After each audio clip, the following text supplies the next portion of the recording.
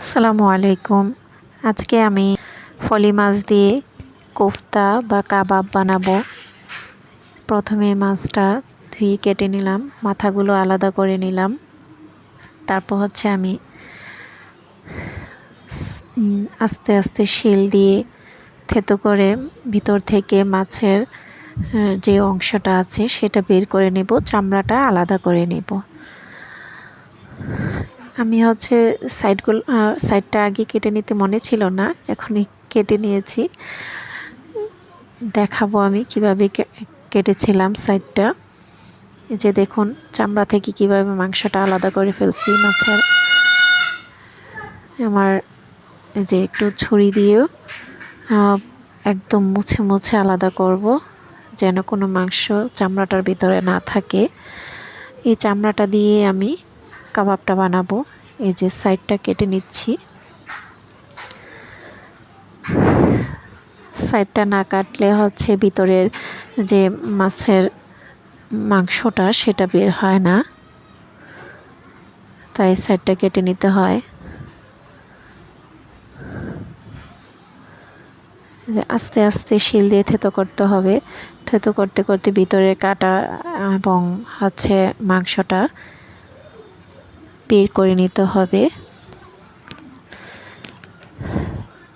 একইভাবে সবগুলা মাছ আমি এইভাবে পরিষ্কার করে নেব, ভিতর থেকে একদম চামড়াটা খালি করে নেব। আমি সবগুলা মাছ একইভাবে করে নিয়েছি। এখন দিয়ে দিব ব্লেন্ডার জারে। বড় কাটাগুলো ফেলে দিলে ভালো হয়, আমার খুব কষ্ট হয়েছে, বড় কাটাগুলো ব্লেন্ড হচ্ছিল না।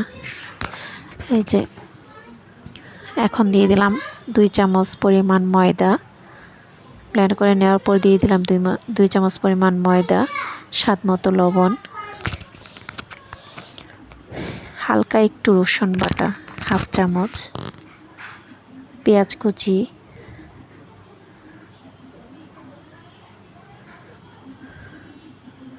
কাঁচামরিচ কুচি,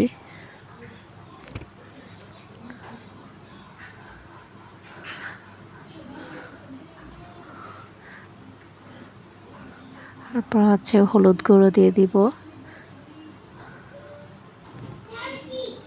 1/2 চামচ হলুদ গুঁড়ো দিয়েছি।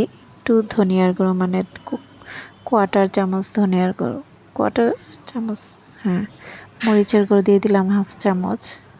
ঝাল খেতে পছন্দ করলে আরেকটু দিতে পারেন। 1/2 চামচের চাইতেও কম আদা বাটা,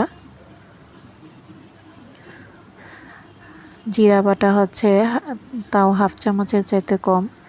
সব মশলাই দিব, বাট অল্প অল্প করে দিব আর কি, খুব বেশি দিব না, যেন গন্ধ না ছড়ায়। কড়াইতে দিয়ে দিলাম তেল। যে দেখুন কিভাবে কাবাবটা তৈরি করতেছি, একটু করে নিয়ে নিলাম। তারপরে চামড়াটাকে ঘুরিয়ে ঘুরিয়ে সুন্দর করে ভাঁজ করে দিব, গোল গোল আকৃতি ধারণ করে নেব। খুব সাবধানে করতে হবে যেন চামড়াটা ছুটে না যায়, খুলে না যায়। সেইভাবে আস্তে আস্তে সুন্দর করে গুছিয়ে গুছিয়ে দিতে হবে। এইভাবে আমি সবগুলো আস্তে আস্তে করে নেব। আর যেটা চামড়াতে দিতে পারবো না সেটা খালি ভেজে নেব। আর যেগুলো আমি 5টা মাছ নিয়েছিলাম, 5টা মাছের চামড়াতেই সুন্দর করে ভাজ করে নিয়েছি। কড়াইতে তেল অল্প করে দিয়ে দিলাম। এই কড়াইটাতে এটা অল্প তেলে, একদম অল্প আছে, আস্তে ধীরে ভাজতে হয় সময় নিয়ে।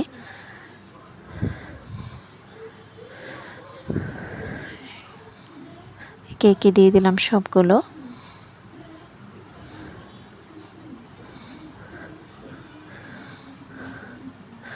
এটা চামড়া ছাড়া যেটা, সেটা চামড়া ছাড়াটা আমি আরেকটা কড়াইতে দিয়েছি।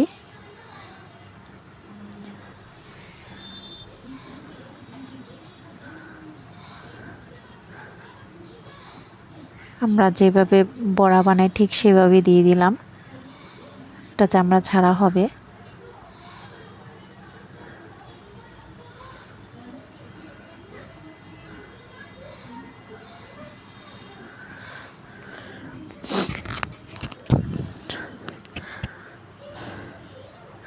এক পিঠ হয়ে গেছে, এখন উল্টে দিব।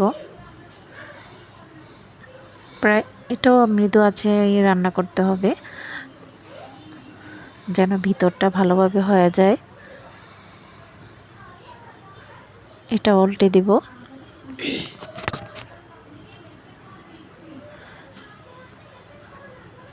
আমি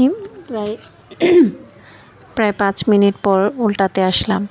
প্রায় 5 মিনিট পর উল্টেছি, কিন্তু অনেক সময় লাগে এটা ভাজতে, কারণ ভিতরটা হতে হবে। এটা মাছের চামড়াটা একটু ভারী হয়, সেজন্য 5 মিনিট পর পর উল্টিয়েছি। প্রায় 20 মিনিটের চেয়েও বেশি মনে হয় ভেজেছিলাম। এখন কি সুন্দর ফুলে টইটম্বুর হয়ে গেছে।